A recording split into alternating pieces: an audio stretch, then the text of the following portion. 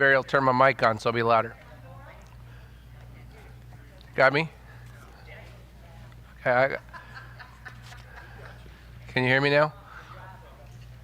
I'm on.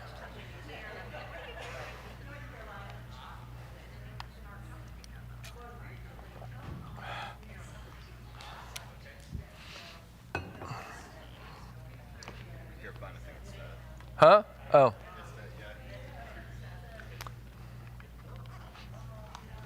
So, total depravity. Depravity. Okay. All right. Unconditional election.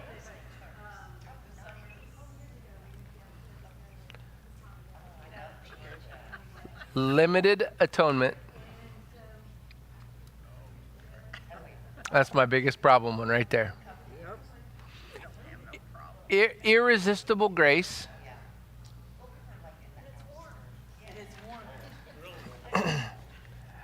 And perseverance of the saints.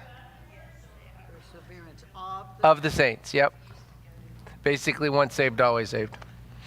Oh, yeah. Yep. I knew people like that. And what their excuse was, I said, well, if a person falls, goes back into sin, well, they probably were never saved. They were probably never saved in the beginning, yeah. No, I don't think I buy that. It's, yeah. I'll never, in my undergraduate degree, when I got my biblical studies, the last class we had, it was a 2-semester class called Bible Seminar. And in the first seminar, it was all the Old Testament. You got all the Old Testament, and so you had to know, we just went through the whole book. We memorized verses of scriptures, got themes of the whole book. The second, I guess it was Old Testament and New Testament. And then the second semester was all theology. So we talked about, where the theologies are of the church and all that kind of stuff. And I'll never forget my professor, who was a Calvinist. He was a 4-point Calvinist, which that's a whole nother story altogether. He said, well, Jim, you're Wesleyan, and so you don't have a tulip. You have a lily. He loves me not. He loves me not. And I said, that's gross, and you know better. And he smiled, and I said, I'm leaving the class. And I got up and walked out of the class. And after my defense of my, so at the end of that class, you stood in front of a board, basically. He sat in the middle, and he had 2 people from varying theological spectrums that he brought into the school. And then they had 45 minutes to grill me on anything that we'd covered in the entire year.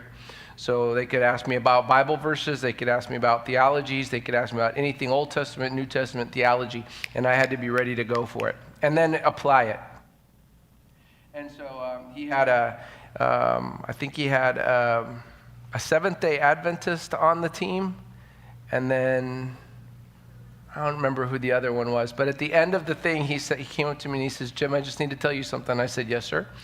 He said, you're the only Wesleyan theologian that I actually respect.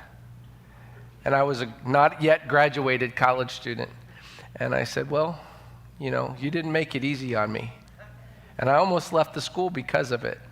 But I was dating this really cute girl, and I wasn't going to leave her behind. So, yep. Yeah, I married her, actually. And in just a few weeks, we will celebrate 27 years of wedded bliss. So... So you got to keep praying for Joy.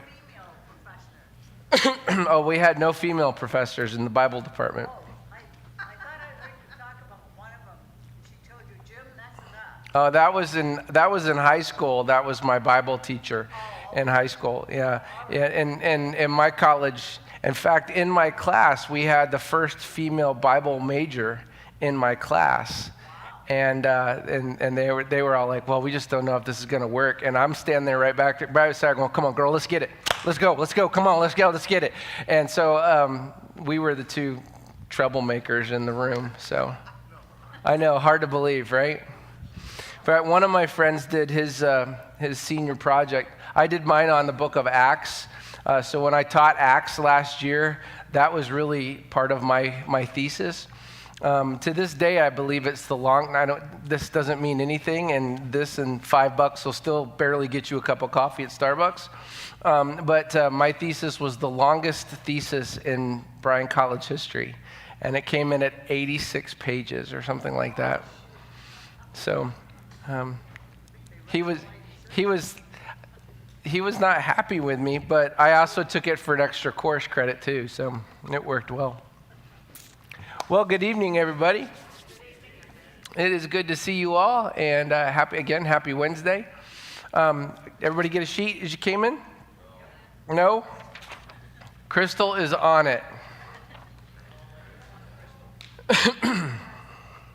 So so we all know, on the one side is going to be our questions that we'll go into our groups here in a little while, just so that you can do some get into. This is a little different kind of a class than what we've been doing at Deeper Dive, because I'm giving you kind of some lecture pieces and some history and some things like that. So I talk a little bit longer than I would normally like to on Wednesday nights, but I still want to make sure that we have time to discuss what we heard and chew on it. On the back side, I've got you a couple of quotes, some scripture that we're going to look at very briefly tonight, and then the three pictures are the three primary characters that we're going to look at this evening. That is Samuel Wesley, from left to right, Samuel Wesley, Susanna Wesley, and John Wesley. And so those are our foci of the evening, all right?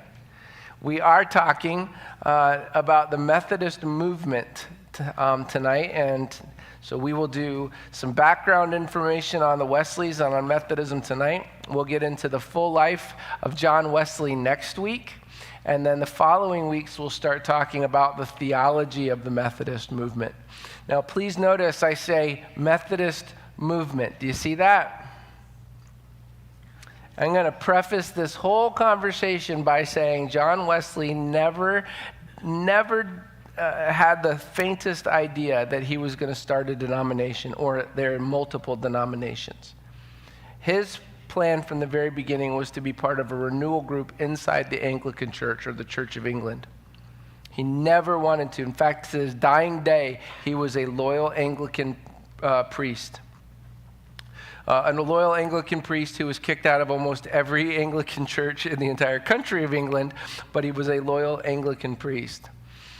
He had and the only reason there was a denomination is because this little thing called the American Revolution, which ended towards the side of the colonists, as he said, and because Anglican was part of the Church of England, Anglican priests were not welcome here because they were automatically loyal to the king. And so Wesley sent people to the newly formed United States. He commissioned 2 men as bishops to lead that, and thus began the Methodist Church in the United States as an official denomination. Now, we'll get into that more next week for certain, but it's really important before we get any further is to remember this Methodism is a movement. Now we have denominations. Edgewater is part of the Global Methodist Church. All right, now that was a split from the United Methodist Church just in the last couple of years, and we're all still trying to figure out what that means, what that looks like, and whether this experiment's going to work or not, right?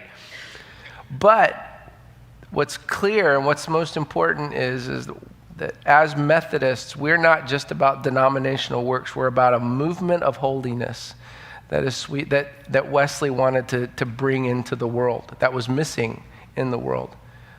And I'm a proud follower of John Wesley. I think he's got some really great things for us in 2025. And so we'll start digging into that in a couple weeks. But we got to know how we got here first, okay? I want to start after that little moment right there with this quote right here. This is on the back of your sheet. John Wesley said this in 1786, so this is after the American Revolution. This is after the formation of the Methodist Episcopal Church, which is the original denomination.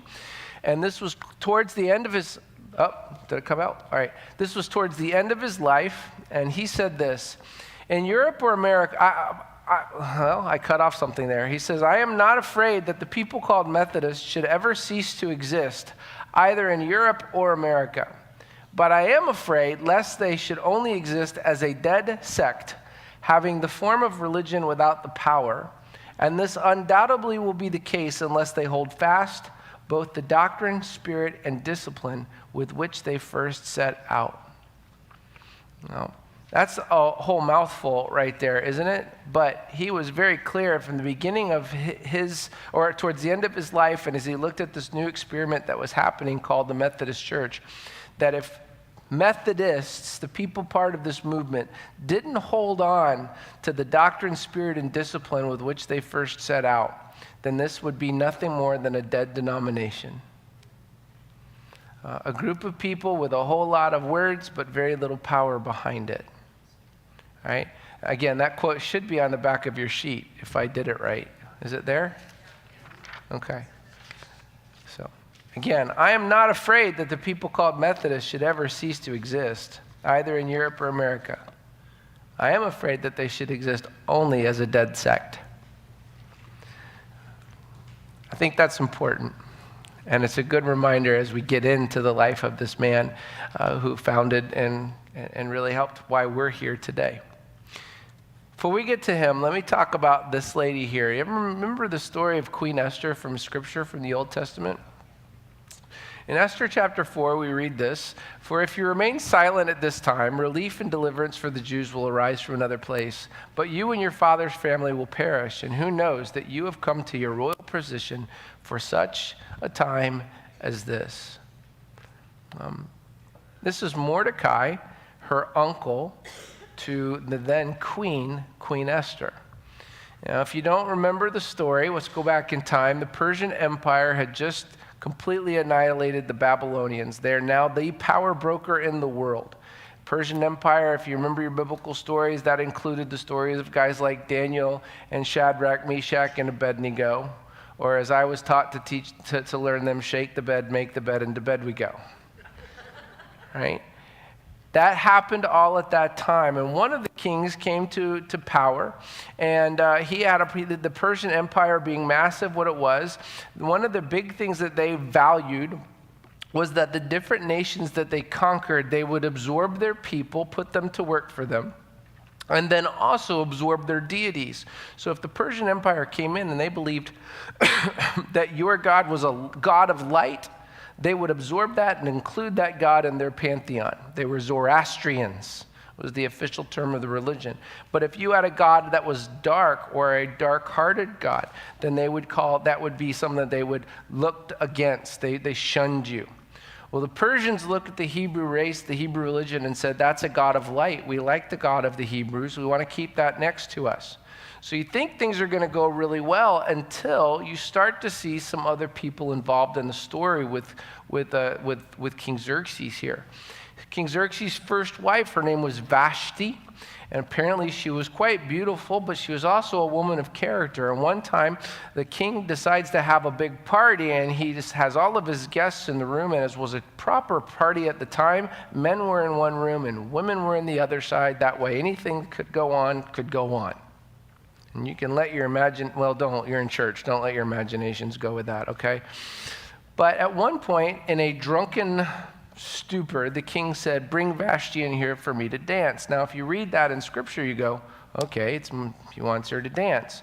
What we understand from history is that meant she was going to come in and dance naked in front of all of these men in the room. And Vashti said, no, I'm not doing that.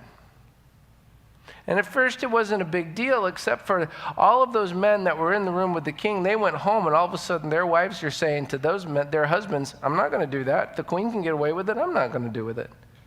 So these rulers go back to the king and say, hey, listen, your wife did this. It's a bad look for you, and it's a bad look for us. If you can't control your wife, how can we control our wives? And so he deposed his wife.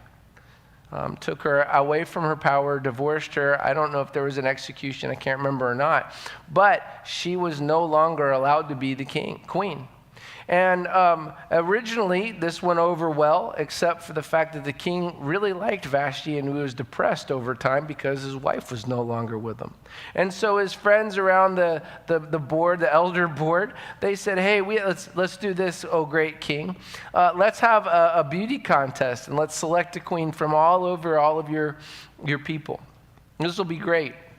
And so a call was put out to the most beautiful of all the women in the kingdom, and people went out and they gathered them and brought them into the king. Now, most of the time when we read this in our culture, we think, okay, they came up and they prayed it and they did their little curtsy and then they moved and the king said yes or no or whatever. And that's how Esther was chosen. What we believe most likely is that all these women were included into the harem of the king. So they all became his property regardless. And whoever performed the best, again, I'll let you define how that means for you. Whoever performed the best would be elevated to the status of king. Well, Queen Esther was chosen in that process, and she was a Hebrew. She kept that hidden at the time, but she was a Hebrew, and she was elected to this position. Well, her uncle, Mordecai, was part of the area and was keeping an eye on his niece when at some point he learned of a plot against the king. He came in and told the king. When it was uncovered to be true, Mordecai was lifted to a position of high rank, a high aide to the king, someone respected.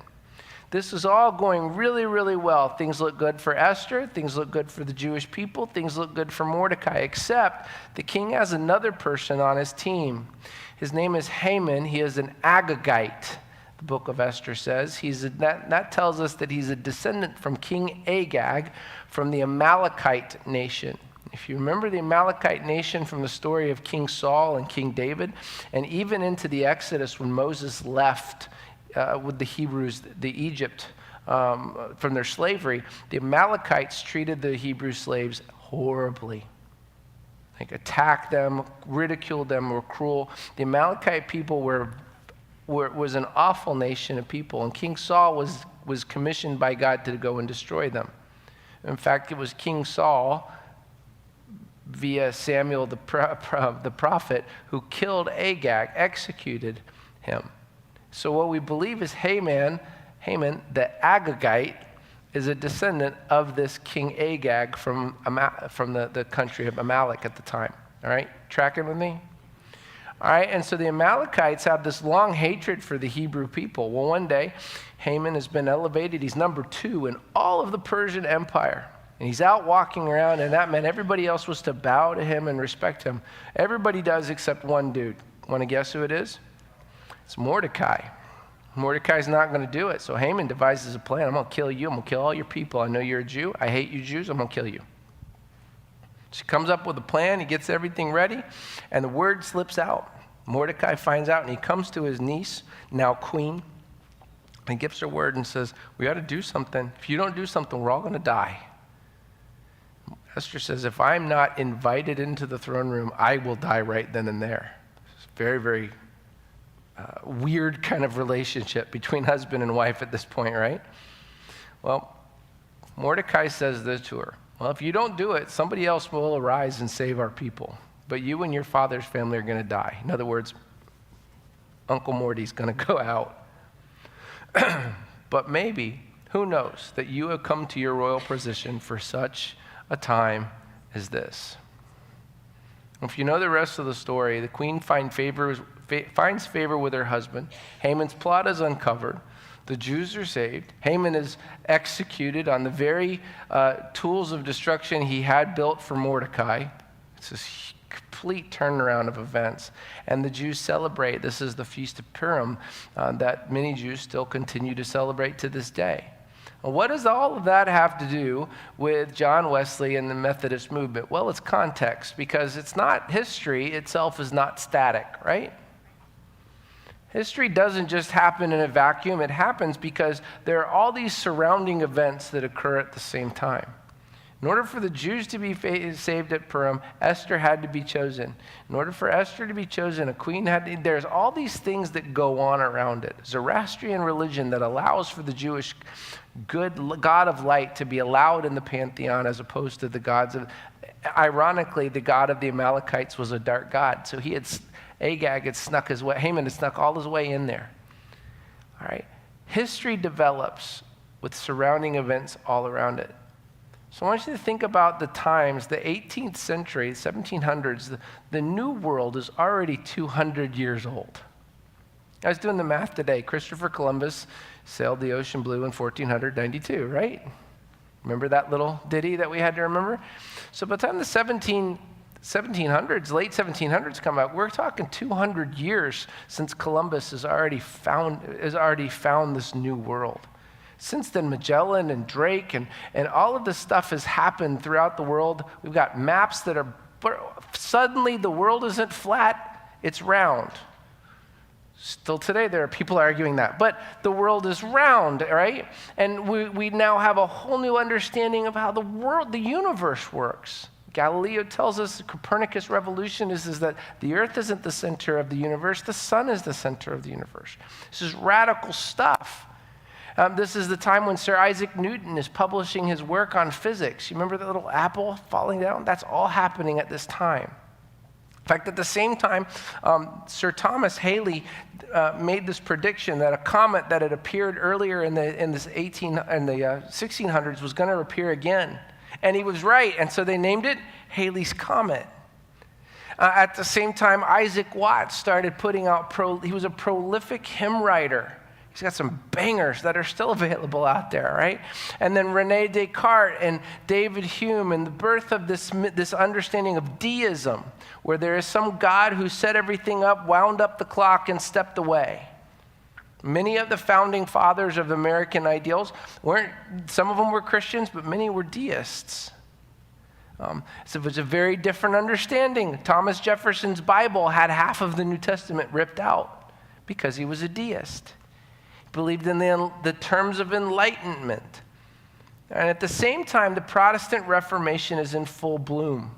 All right? And in full bloom with a whole lot of problems. And it's a movement, the Protestant Reformation, not just religious, but it is also one about power and control. It's a movement against the Pope and for the right of individual sovereign leadership or nation leadership. See, up to this point, after the Great Schism and the Eastern Orthodox Church and the Catholic Church split, the Holy Roman Empire ruled everything, Pope and Emperor. And sometimes the Pope was more important. Sometimes the Holy Roman Emperor was more important. Oftentimes the Emperor kept the Pope under control. Sometimes the Pope kept the Emperor under control. In any case, that person ruled all of what basically we know of as Western Europe. And so Protestant Reformation was this rejection of papal authority, or the empire's authority. We wanted a nation state where we could have authority and we could do what we wanted to do. We could follow the God that we have met through the scriptures. And the Protestants were very big on saying that our ultimate authority was not from the Pope, but it was sola scriptura, scripture alone. Right? So we get this into England, and everything's going well until the 1600s for England. They're a Catholic nation until one of their kings, a guy by the name of King Henry VIII. You ever heard of that guy? What do we know about King Henry VIII, I am? He got married a lot, right? See, Henry VIII is a long line of problems. In England, this starts with problem of the control of the country. Henry is married to his dead brother's widow. His brother was in line of succession to be king, and after 4 months of being married to his wife, Catherine of Aragon, he dies. And this marriage is a political arrangement between England and Spain, both of which are enemies of France, and something has to be done. And so normally in the Catholic Church, a brother is not allowed to marry his widow. It's probably a good rule. But they ask for the Pope for an annulment of the original marriage so Henry can marry Catherine of Aragon. The emperor of this time, the Holy Roman Emperor of this time, is Catherine of Aragon's family member. So there's family work that's going on here. Well, the ongoing struggles with the Roman Church and a growing Protestant number in Henry's kingdom start to create some deep contention with things. Henry and Catherine, they have some female children, one female child, no male children, and this is a problem in their day. Only guys can rule. He requested an annulment now of the Pope from Catherine of Aragon. This wife who was and get this, he requested the annulment because, well, it never should have been illegal because she was my brother's wife. Funny how things work for you at one point, but don't work for you at another, right? And so the Pope, under influence of the King of Spain, again, Catherine's relative, said no to this annulment. And so the king considers the Pope to have, King Henry says, well, fine, you don't have any authority of me. I'm going to break from the Roman Catholic Church. I'm going to have authority here in England. And so the Church of England is birthed in 1534. And for the next 160 years, Great Britain, which is England, Ireland, and Scotland, fought like mad amongst themselves, using Catholic and Protestant theologies and authority as their rationale.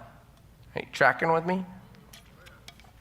160 years of fighting, countless lives lost, gallons and gallons and gallons of blood spilled because of authority and this difference between Protestant and Catholic ideologies. By the beginning of the 1700s, the land had been through civil wars and a struggle for the monarchy that included two different lines from King Henry VIII's many divorces and children, legitimate or illegitimate, depending on the theology that they held at the time. And there was at this time as well a new birth, a new grouping of Protestants that came bursting onto the scene. They didn't have a whole lot in common, but there were a lot of these groups, and they called this group of people the Puritans. I bet you've heard that phrase before, right? One group on the political and religious side of this whole divide that was going on is called the Jacobites, and they support King James and his sovereign rule and his authority. On the other side supports Queen Mary and her husband, William of Orange.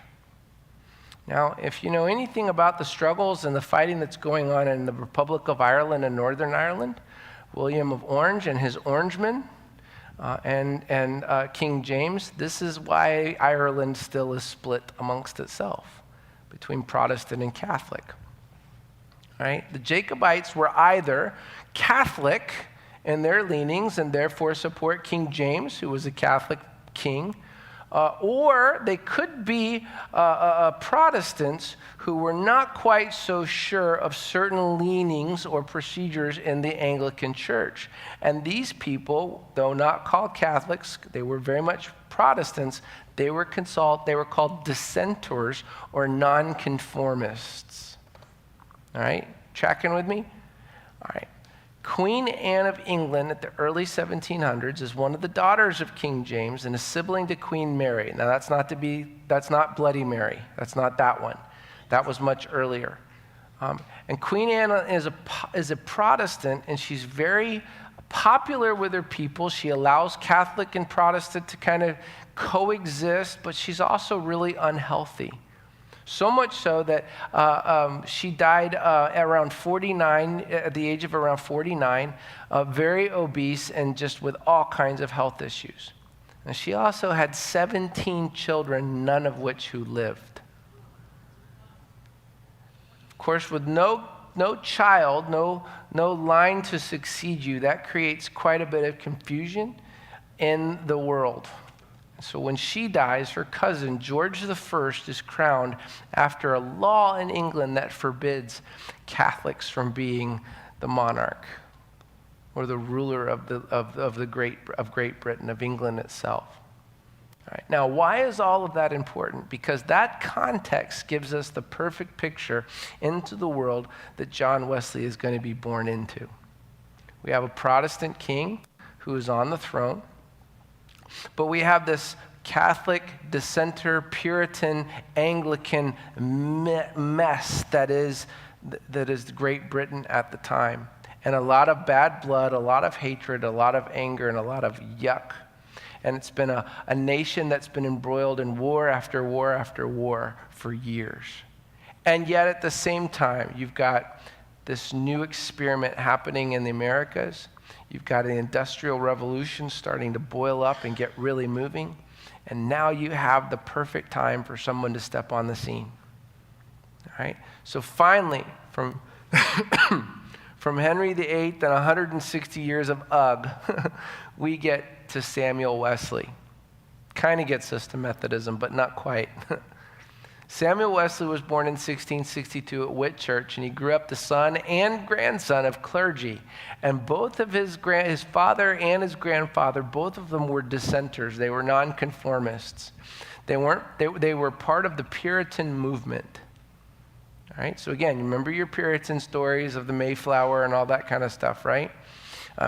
Samuel Wesley's father and grandfather they both lost their pulpits in the Anglican Church because they chose to be dissenters.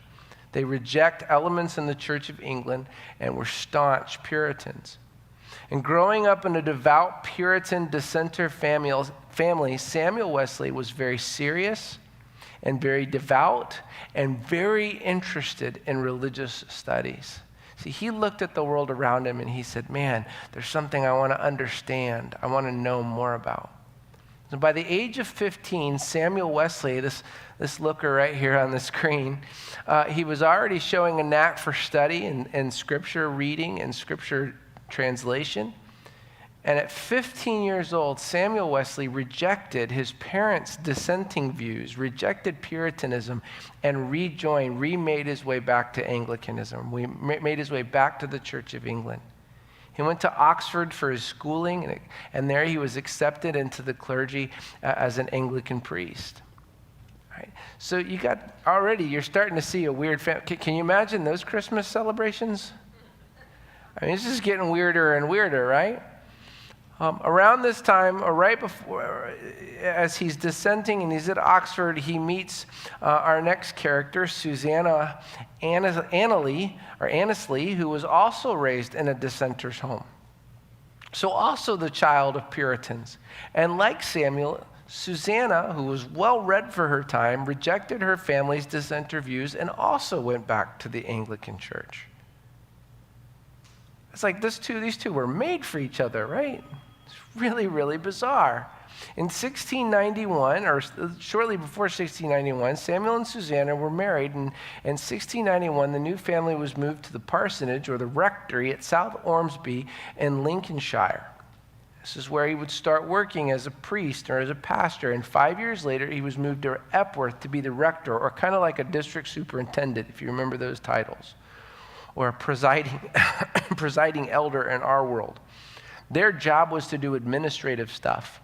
They wrote stuff. And remember, the Church of England is commissioned by the state, so their people are paid. They don't have to take offerings like we do. The government pays the salaries. All right? And so Samuel and Susanna move into Epworth, and they start their life. Now here's again where things start to get kind of interesting for Samuel and Susanna. Susanna was a Jacobite. What do we mean by that? Well, she believed in the legitimacy of the monarchy and that it belonged to one side of that whole family situation that we talked about. Remember? King Henry VIII's multiple weird lineage of kids and everything else. Samuel was not a Jacobite. He was a Tory, and he supported the other side of the family. Somehow, this didn't get to Samuel until well into their marriage, when they had already started having children. Here's a funny story. At dinner one night, Samuel is praying blessings on the king, King William at the time, and he notices that his wife does not say amen at the end of the prayer. This bugged the priest, this bugged the pastor, and he pushed her, and the two argued. And Samuel learned at the dinner table that night that Susanna was not on his side. She was a Jacobite. She encouraged the reign of this other king. Fun dinner table conversation, right? And it'd be like here today, well, Republican and Democrat, and you didn't know about it until after you were married and had kids already, right? And not just but like staunch on both sides. Like really going after it kind of thinking. Well, the two argued, and at one point Samuel looks at her and he says this, and I love this. He said, Suki, that's what he called her. Isn't that cute? Suki. Even in his anger, he says, Suki, if that be the case, we must part, for if we have two kings, we must have two beds. And he left. This pastor in the Church of England leaves his wife and children and leaves the house to go off to London or do whatever he did, to what he wanted to do. Now, it's not for sure how long Samuel left Susanna, but something that we do know, must not have been too long, because a little less than a year after that conversation, Susanna gave birth to a son, and his name was John Wesley. So that argument that two kings in the two beds didn't last for too long for Samuel and Susanna. They had a deep affection for each other, which they would have had because Samuel was a terrible handler of finances. He was a brilliant theologian, but he spent all of the family's money on helping other people and serving and writing his commentary on the book of Job, which is riveting, right? John Wesley, though, was born on June 17th of 1703, and he was, get this, the 15th child born to Samuel and Susanna Wesley. There were a total of 19 children born, 4 more after him. 9 of those children died in infancy. Again, Samuel and Susanna being a family that resided or worked in the church had a salary from the state, but it wasn't enough to care for that many kids. Not by a long shot. And again, with Samuel being a bad manager of money, big family, and there's like a recipe for disaster. Actually, 2 different points in Samuel's life, he was thrown into debtor's prison. At one point, because another clergy person got mad at him, and another point because they were in debt that big. Both times, I believe both times, the bishop or other church leaders came around and rescued Samuel from debtor's prison and paid his debts. And oftentimes, Susanna was found to have to raise different support and a different means, and the family in order to have what they needed to have. Samuel was a very strict clergyman.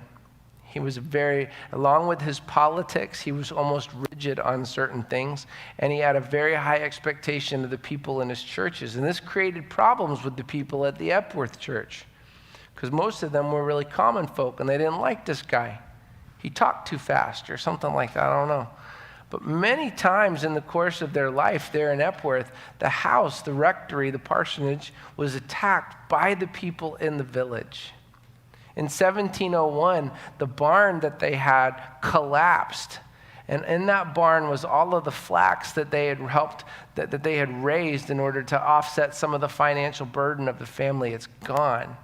And this is a barn that was sturdy and shouldn't have collapsed. And so historians think that people in the community were like, man, you need to shut up. No, I'm not going to shut up. Fine, barn goes down. So there's retaliatory measures on a regular basis. February 9th of 1709, that would prove to be one of the biggest moments in all of the Wesley story up to this date, and really beyond. One night as they were sleeping in their house, Samuel woke up to the cries outside of his window of fire, fire, fire, and realizing that the fire was in his own house, in the rectory. So he woke up and he grabbed Susanna and their 2 eldest daughters who were in the room, ran to the room next door, got their maid and 4 other children, awakened and tried to get outside of the house. So as they're getting all outside, they noticed that one child is missing. Some of the older children had already departed or were off to college. One child slept on through all of this, and he woke realizing nobody was in the room, but thinking it was morning because the fire was so bright. There was such a glow in the room. He thought it was morning. He couldn't go into the door, but it was hot and smoke was coming in, so he couldn't get out. So he climbed to a window where he was spotted. And at that window, Samuel spotted his son, John Wesley, as a child, again, 1709. So he's very young, spots his child. Samuel ran back into the house, and as he got to the stairs, they collapsed, and he had to retreat. And so he kneeled down on the ground, and he prayed that God would receive his child, because there's no way he could do it. As that child slept, some of the people from the Epworth village came over and saw little John at the window, and they got up on each other's shoulders, reached up to the window, and pulled John out of the house just as the whole roof collapsed on the 2nd floor. That little boy, John, was in that moment. And Susanna reflected on the rescue of John and would say later, I do intend to be more particularly careful of the soul of this child, that I may instill in his mind the principle of true religion and virtue. You see, Susanna, Samuel, the whole family realized that John being rescued in this manner meant that God had some big plan for him. That there was something about John that nobody could really shake. Of Quoting Zechariah, John would later have on one of his pictures, he would have the following words written underneath his portrait. Is not this a brand plucked out of the burning? That became a very famous thought for John Wesley throughout the course of his life. He understood and believed that he had been rescued from that fire for a divine purpose, that God's sovereignty was in the midst of that. Right? So let's go back to John Wesley's early life. After the fire, many of the children were moved, and for several years it was very difficult because the family was apart. But that didn't stop Susanna from raising her children as best as she could. Susanna was, she was incredible. While Samuel traveled a lot, this left Susanna to run the house, which financially was probably a better decision. And often that meant affairs of the church were left to her, much to the irritation of the assistant pastor. At one point, the assistant pastor of the rectory, while Samuel was away, can you tell I haven't talked much today, and now I am? Yeah. So at one point, Samuel was away. The assistant pastor got up to talk about, guess what? Debts in the church. Subtle, right? He gets up to preach, and he droned on and on and on, and was so boring that Susanna decided that evening she was going to have a Bible study and a church service with songs with her kids. It went so well that the next week, many in the church said, can we come too? By the end of the next week, the Sunday night service was bigger than the Sunday morning service. Obviously, the assistant pastor didn't like that too much, so he wrote a letter to his boss, to Samuel Wesley, and said, hey, get your wife in line. Samuel wrote a letter to his wife and said, what are you doing? You can't do this. You're embarrassing the assistant pastor. Susanna wrote back, and she says, hey, if you forbid me from doing this, I won't, but just know that God is blessing this, and you're taking away feeding of God's people. Samuel didn't write back. Susanna, though, was in the midst of leading the Sunday night group and many people to Jesus. She was a disciplinarian. She cared for her children, but she had very strict rules about how her children were to be raised. Here's part of her rule and her method. All the children were taught to read before they were when they were 5 years old. Boys and girls, all were taught, and all of them were taught the alphabet in one day, except two of the girls. It took them about a day and a half. The children spent 6 hours a day at school lessons, where instruction was very serious and play was absolutely forbidden. And in the midst of this teaching, Susanna scheduled talks with each one of her children throughout the course of the week. She gave each one of her children an hour a week, just one-on-one with them, giving specialized attention and direction. By the way, John's Day was on Thursday. She dedicated 2 hours of each day to... Did I put that one up? That's the one I want right there. She dedicated 2 hours each day to prayer, considering it the highest priority of a wife, mother, and homemaker. And to find moments of quiet, get this, I love this about Susanna, to find moments of quiet and reflection amidst all the noise of that many kids in the house. Being a pastor's wife with a church, busy church all the way around him, she had a rule. She developed a strategy. She would pull her apron up over her head, which was a signal for her that she was in prayer and should not be disturbed. So when people would come by and they would walk by the house and they'd look in the window, if Susanna was there with her apron over her head, they walked away. And every one of their kids knew, you don't bother mother when she is in prayer. Kids knew not to bother. Later in life, John asked his mother about her educational practices, and she shared with them her method. This is dated July 24th, 1732.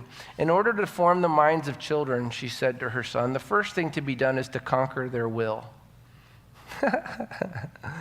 You won't see that in parenting classes or books today. She says, I insist upon conquering the wills of children betimes because this is the only foundation for a religious education. When this is thoroughly done, then a child is capable of being governed by the reason of its parent till its own understanding comes to maturity. It's copied from a professor of mine, Ken Collins, in his book, A Real Christian, talking of the biography of John Wesley. She also later would inscribe bylaws. Get this. bylaws for her home. So if this isn't enough right here, conquering their will, she also was going to have theirs. Here are her bylaws. Whoever was charged with a fault of which they were guilty, if they would ingenuously confess it and promise to amend, they should not be beaten. This rule prevented a great deal of lying. Number 2, these are the rules of the house, okay?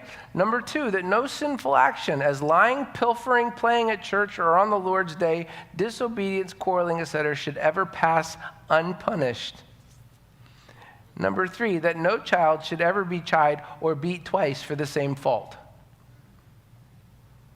Number 4, that every signal act of obedience should always be commended and frequently rewarded according to the merits of the cause. Number 5, that if ever any child performed an act of obedience or did anything with an intention to please, though the performance was not well, yet the obedience and intention should be kindly accepted, and the child with sweetness directed how to do better for the future. All right. Number 6, the propriety be inviolably preserved and none suffered to invade the property of another in the smallest of matters, though it were but of the value of a farthing or a pin. In other words, take care of your own stuff, right? Number 7, that promises be strictly observed, and a gift once bestowed, and so the right passed away from the donor, be not resumed. In other words, you can't give and take back, right? And finally, number 8, that no girl be taught to work till she can read very well. And then that she be kept to her work with the same application, and for the same time, that she was held to in reading. This rule also is much to be observed, for the putting children to learn sewing before they can read perfectly is the very reason why so few women can read, fit to be heard, and never to be well understood. So in so many ways, Susanna is this kind of, we might call her today an early feminist. Equality. I mean, no, none of my daughters are going to read just like the boys are going to read. And they're going to be held to the same standard to the boys. And this is how it's going to be done. So she had very high standards of how she was going to raise her children. All right. This gets us to this fella here, John Wesley. John Wesley, raised in this house, was awed by how his mother managed things. He loved his father, he respected his father, but his mother was the one who rooted in him so many pieces that would later come to form the Methodist movement. Right? John Wesley, after this fire incident and after his early education with his mother, went to a boarding house called Charterhouse, and it's recorded that he was well liked, but also because he was a little guy. John Wesley was not any taller than about 5'2" or 5'3". He's a short little feller, right? In fact, he was so short that when he went to one school, I think it's Oxford, so it's after Charterhouse, one of the deans of the school said, "You're too small and faintly and gangly to come to my school." And John was like, "Come at me, bro." All right. Charterhouse was a boarding school. He was well liked, but he was picked on by some of the elders, and he showed an early devotion for care of body, mind, and soul. In fact, John Wesley started a habit of getting up every morning and running about 2 miles. All right? He also, at this time, starts having some pretty significant early struggles in his faith. I mean, he knew of Jesus from his mom and from the teachings from his father, but there was a developing kind of awareness that something wasn't fitting with him. And early on, he makes this statement. He says that what I now hope to be saved by was, 1, not being so bad as other people, 2, having still a kindness for religion, and 3, regarding the Bible, going to church and saying my prayers. That's what he understood to be a Christian. Did you catch all those? You need them again? Not being so bad as other people. Number 2, having a kindness for religion. And 3, reading the Bible, going to church, and saying his prayers. That was going to be what having faith and how he was going to be saved. In 1720, he was accepted to Oxford University for studies where he wrestled mightily in his faith. Right? In fact, on July 29th, 1725, he wrote this about faith. Faith is a species of belief, and belief is defined an assent to a proposition upon rational grounds.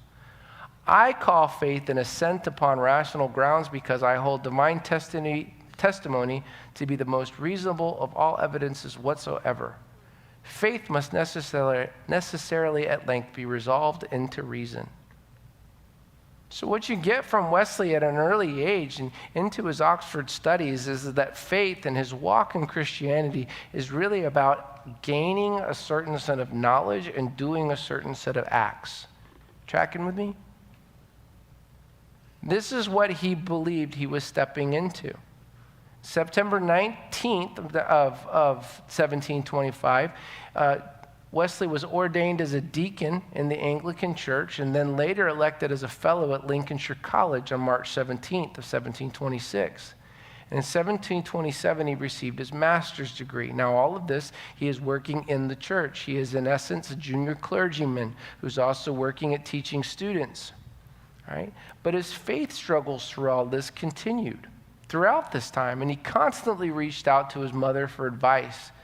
In fact, you almost could see in the early days of Wesley that he was addicted to reaching out and seeking study and confirmation of faith, either by his mom or from other people. In fact, at one point he writes, "My great longing is to be a whole Christian rather than the half he was currently convinced of as his status." May 1729, something happened in John's life that would totally set him on a whole new course for where he was going. Again, he is an educated clergyman with a master's degree. He will soon be ordained as a full priest in the Anglican Church. In fact, he had already taken on part of one of his father's churches back in Epworth.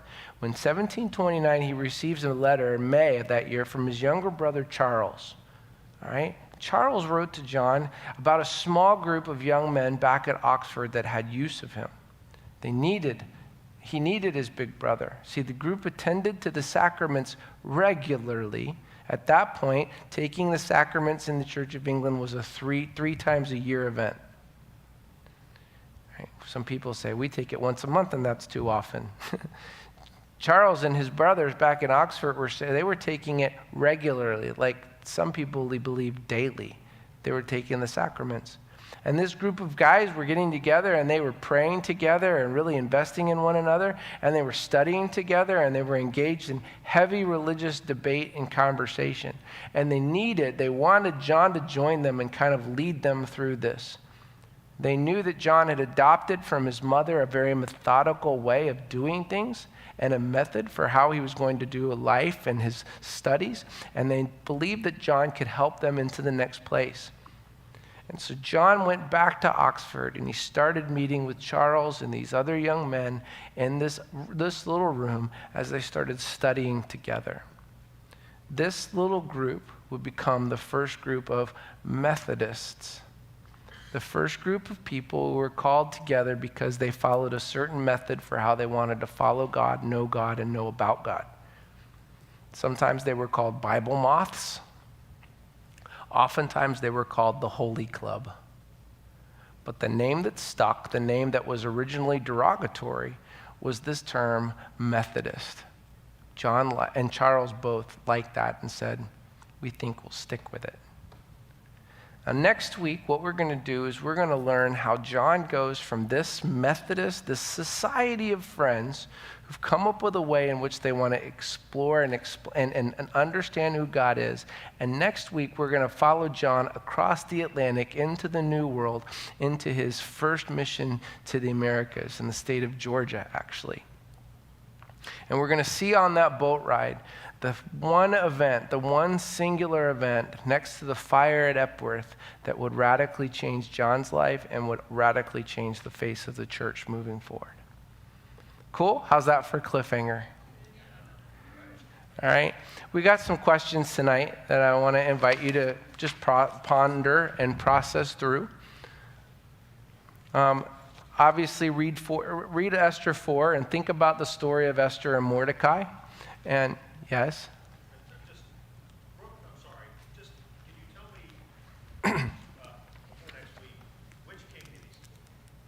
Which what? Which king did Wesley support? Well, by the time Wesley was old enough to support, he would have supported the only one that was actually around, which, what did I say his name was? He was the first of the Hamburg line, if that means anything to anybody. But Queen, was it Queen Anne? Is that what I said her name was? Queen Anne of England, the daughter of King James, the sibling to Queen Mary, who was married to William Warren, she was the last of the Stuart house. So the one guy who followed after him, King George I, was going to be the first of the Hamburg line, which would ultimately lead to the Windsor line and where they are now. So we'll learn next week, and as we get into the founding of the Methodist movement in terms of an official denomination, that John was not very popular in the newly formed United States because he was a loyalist. He was a supporter of the king. So that's not a fun thing, right? Cool. So talk about Mordecai and Queen Esther a little bit. And then Samuel and Susanna were products of a very complex time, religious, politically, relationally. What do we learn from their relationship? Remember, Jacobite, non-Jacobite. What do we learn from them that might benefit us? Many consider Susanna a super mom, though today she would be considered harsh and demanding. She's certainly responsible for passing on her faith to all of her children. How do we pass on our faith today? How have you passed on your faith? How are we still passing on our faith? It's never too late, by the by. And from an early age, John knew that he had a purpose. I invite you to take some time in your circle to talk about your purpose. Do you know your purpose? Are you living your purpose out? And then finally, John struggled with faith. How do you define faith? Have you ever felt like your hard work wasn't enough? And before you leave, take some time to talk some glory sightings and share some prayers with one another, all right? Got some new folks. I'm glad y'all are here. So those of you who've been around here for a while, gather some of these new folks up in your circles, all right? Let's welcome everybody in and let's talk for a little bit. All right, sound good? Thanks, everybody.